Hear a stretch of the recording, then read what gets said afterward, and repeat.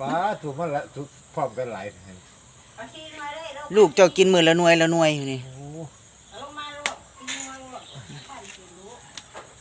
โอ้ย มาเอามาใครถือกันอึ๊บข้างมันก่อนได้ปะ โต๊ะ อ๋อบ่ตกบ่ตกโอเคได้ละ ว่างไว้นี่นอนนะ วางมันก่อนอ๋อเขาสูงลูกก็กินมื้อละหน่วยละหน่วยพุ่นเนาะ